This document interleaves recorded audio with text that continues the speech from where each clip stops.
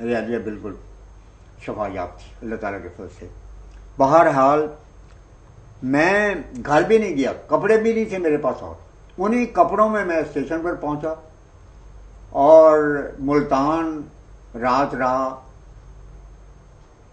اس وقت امیر جماعت ڈاکٹر ہمارے چودھری عبدالحفیظ صاحب کے والد تھے,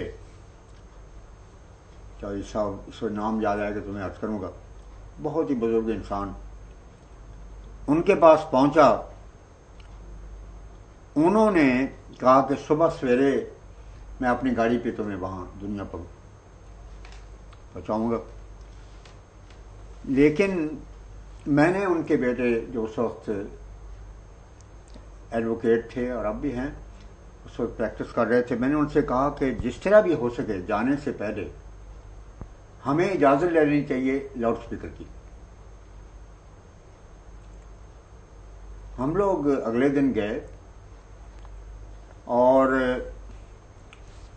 مجسٹریٹ صاحب جو موجود تھے, بہت شریف,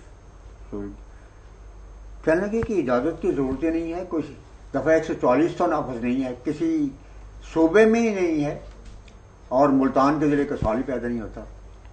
تو میں نے پھر یہ عرض کی کہ اس کے باوجود آپ کا احسان عظیم ہوگا اگر ہمیں اجازت دیں.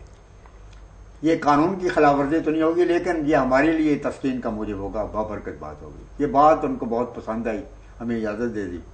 ہم چلنے لگے تو فیض صاحب کے والد نے چلنے سے پہلے مجھے 2 جوڑے راتوں رات انہوں نے بنوائے, کیونکہ انہیں پتہ چل گیا تھا کہ میں بس تنہا اسی طرح پہنچا ہوں کہ کوئی چیز ہی نہیں تھی میرے پاس. اتنا ہی اخلاص تھا ان بزرگوں میں. اچھا, وہاں جب شروع ہوا یہ جلسہ, اس وقت مرحوم چودھری محمد اسلم صاحب, یہ ہمارے جو مربی ہیں سلسلہ احمدیہ کے, ان کے والد شیخ نعیم صاحب کے, شیخ نعیم صاحب مربی سلسلہ عالیہ احمدیہ, ان کے والد فرشتہ خسرت بزرگ, ان کی صدارت میں جلسہ شروع ہوا. اور ابھی تلاوت ختم نہیں ہوئی تھی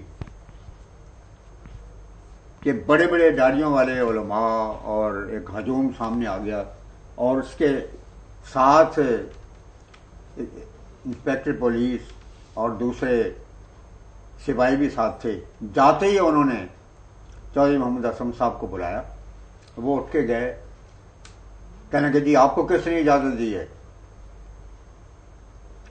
آپ لاؤڈ اسپیکر نہیں لگا سکتے. بڑے فریس آدمی تھے, کہنے لگے کہ وہی قانون جو کہ اراری علماء کے لیے ہے وہی ہمارے لیے, ہم بھی پاکستان کے رہنے والے ہیں, انہوں نے کون سی اجازت لی ہے؟ کہنے کہ نہیں تم اقلیت میں ہو, تمہیں اجازت لینی چاہیے تھی. اسی وقت انہوں نے کہا کہ حضور ہم اجازت لے کے آئے. بس یہ کہنا تھا کہ ان کے جو سارے اوسان خطا ہو گئے, پھر فوراً چلے گئے وہ. اچھا, اس کے دوران میں نے اس سوال کو بھی لیا, اور بھی بہت سی باتیں ہیں مگر وہ اپنے وقت پہ میں بیان کروں گا کسی اور موقع پر, اس کا کوئی تعلق اس وقت نہیں ہے. یہ حوالہ بھی پیش کیا یہاں پر کہ مسلمانوں 1000 لعنتوں پر بھیجیے میر صاحب نے. حالانکہ دنیا پر کو تو مسیح موعود علیہ السلام جانتے نہیں تھے, یہاں پر تشریف لائے, نہ کسی کو خطاب کر سکتے تھے نہ کیا تھا. تو وہ پادریوں کے نام تھا, اور اس میں لکھا ہے نور الحق میں کہ پادری عماد الدین کا دعویٰ یہ ہے کہ میں قرآن مجید کوئی حیثیت نہیں رکھتا, میں عربی زبان میں قرآن سے بڑھ کر لکھ سکتا ہوں.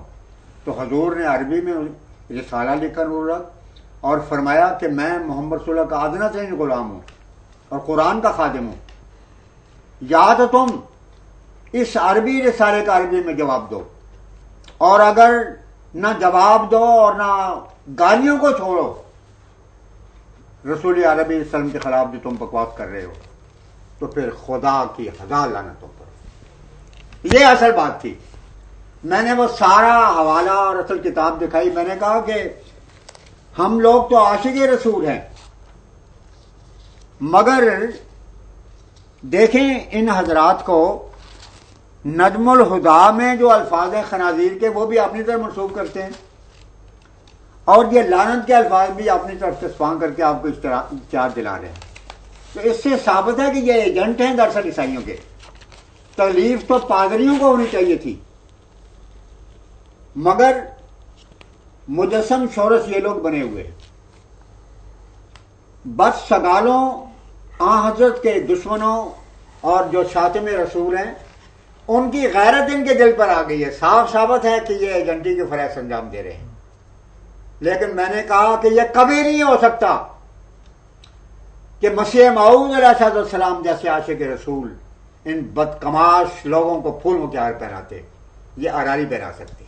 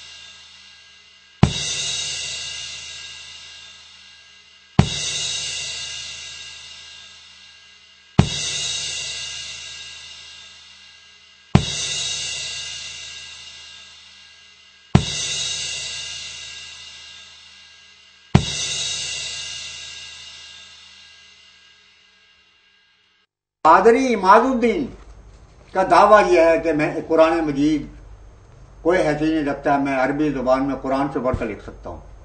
تو حضور نے عربی میں رسالہ لکھ کر بولا اور فرمایا کہ میں محمد صلی اللہ علیہ وسلم کا ادنیٰ ترین غلام ہوں، یا تو تم اس عربی رسالے کا عربی میں جواب دو، اور اگر نہ جواب دو اور نہ گالیوں کو چھوڑو رسول عربی صلی اللہ علیہ وسلم کے خلاف جو تم بکواس کر رہے ہو، تو پھر خدا کی ہزار لعنتوں پر۔ تکلیف تو پادریوں کو ہونی چاہیے تھی، مگر مجسم شورش یہ لوگ بنے ہوئے۔ لیکن میں نے کہا کہ یہ کبھی نہیں ہو سکتا کہ مسیح موعود علیہ السلام جیسے عاشق رسول ان بدکماش لوگوں کو پھولوں کے ہار پہناتے، یہ اراری پہنا سکتے۔ اٹارنی جنرل صاحب نے حضرت خلیفۃ المسیح ثالث سے یہ سوال کیا تھا کہ اتمام حجت کا تصور کیا ہے؟ حضور نے ارشاد فرمایا قرآن عظیم میں ہے،